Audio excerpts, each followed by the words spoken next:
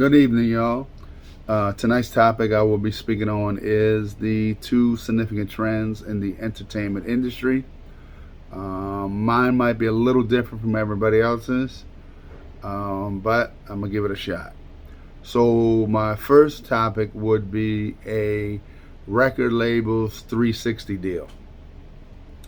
A record label's 360 deal simply is when an artist signs to a record label.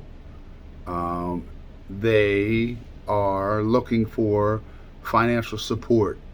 And 360 deal, the record label assumes a pseudo manager part of it by taking a percentage off the top of everything the artist does, which could be his touring, his merchandise during touring, his record sales. That would be digital sales plus hard copies. If he's in any acting, any movies, they take a percentage of that. Pretty much royalties, they'll take a percentage of that. And usually it could be from 10 to 35% that the record label takes off the top of the artist. There's pros and cons for the record label and for the artist. I'll start with the artist. The pros for the artist to sign a 360 record deal would be if you're a new artist and you really don't have any capital or any money up front, the record label will front you front money, startup money. And that is usually for the artist to, get started, maybe buy some jewelry, cars, whatever, a place to live. But that money needs to be recouped. Even if they give you that money up front, maybe $250,000, the artist has to recoup that money. It's like a loan. Next, a con for the artist of signing a 360 deal would be maybe your second album and your third album, you do real good and you sell like 2 million copies. They're taking too much percentage still off the top from you. So that 10 to 35% could be 500,000 of your record sales. Plus you're touring, another $2 million. So there's a lot more cons for the artist than there is benefits. And a lot of artists start out usually in this type deal. One just recently who battled for years would be Megan Thee Stallion, and her 1501 label signed her to a 360 deal maybe about 5-6 years ago, and she battled the label, and she knew the right people. Jay-Z was one of them, and she reached out to Roc Nation, and he helped set up a mediation meeting, and they came up with an amicable agreement, and she separated from the label. Now, the record label with the 360 deal, there's way more benefits. The benefit is obviously the revenue they're going to collect off the artist. Like I said, it's 10 to 35%, and that's not just record sales. That's record sales. That's touring. That's merchandise during touring. That's commercials. That's movies, right? So, and that's streaming like YouTube, TikTok. So the industry as a whole shifted towards 360 contracts for the record labels because they were losing out. The record labels were losing big money when streaming became very popular, and they stopped selling like CDs and vinyls and units like that. So they came up with this 360 deal.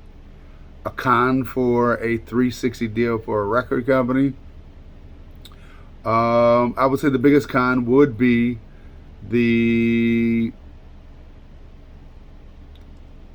disconnect from the artist. So if the artist has sold maybe like 2 million copies, and he starts looking at like where's the money, and he says, I want to renegotiate, and the record company said, no, this is the deal, he could sue and get out of that contract, and he leaves that company. So they're risking losing him as an artist and a lot of revenue streams off of him. I would say traditional contracts weren't great either, especially if you were a new artist.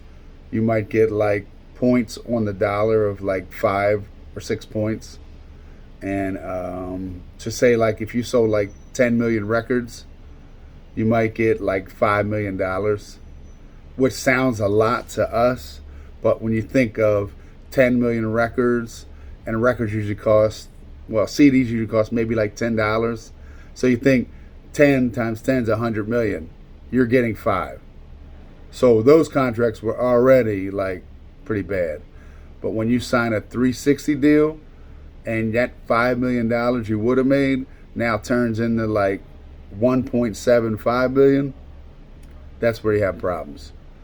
So that would be the first trend I would like to close with. The next one would be streaming. The streaming has pretty much caused record companies to go to 360 deals. Streaming ended what used to be the big thing on Tuesdays or Fridays when your favorite artist would come out. Well, let me take it back. My favorite artist, because I'm a little bit older than everybody. So I'm 50. So I remember going to like Record Town, the mall, and getting my favorite artists CDs or even tapes going back in the 80s, like Eric B. and Rakim, Tupac, and CDs then became big time with like Biggie and Tupac again. But once streaming came out, the record labels started losing a grip on how they could make money. And streaming has even since evolved even further by Spotify, Apple, Tidal, plus you have YouTube, TikTok, and stuff like that. It benefits more of the artist streaming because you could just throw your song on TikTok for like a 5 to 6 second clip, and it just becomes something embedded in people's head. It becomes real catchy, and that's all you need in this day and age is a beat, and that's it. You don't even have to have a good song, just a beat and a melody, and most people just go with it, and they'll listen to it, look it up, they'll go on YouTube, look it up. So streaming is all about views and subscriptions. If you have 1,000 views, you're getting people more interested in your music. Streaming also is very lucrative for artists by way of, it's almost like TV back in the day. When you are having a show, and how TV shows make money is the advertisements. So they make money by the advertisement. So companies sell their products on advertisements for companies' TV shows. That's something like how streaming works. So you go on YouTube, you get like 100 million views. You're almost like an industry influencer, because now everybody want to watch your music and listen to your music. YouTube sees this, and then they pay you for your views. But it's not a significant amount of money until you get over like 1 billion views. 1 billion views, let's be serious. That's a lot of views, right? I'm not talking about 1 million, 1 billion. But when you do get to 1 billion views, it's somewhere in the area of like $2 million. There are some artists achieve that level, but let's be honest, they're mega stars. And the ones I'm talking about, like Eminem, Jay-Z, Lil Wayne, Drake, people of that nature who really don't even need that type revenue because they're just that popular with their music and their contracts and their residuals and royalties that they have. A lot of times artists don't own the royalties. And there's called mechanical royalties and regular royalties. So if, simply put, royalties is something after you make a song and it's real hot and you're making money right now, but when the song dies out and they don't play it on the radio, you don't see it on TV, it starts to go stale. Years later, royalties is what you get when they do play it on the radio, maybe like once a day, or say since today is going to be the Super Bowl runs an ad and it's your song that you made 5 years ago. Well, they have to pay royalties to the artist. Not only to the artist, but a producer of that song you made. That'd be the mechanical royalties.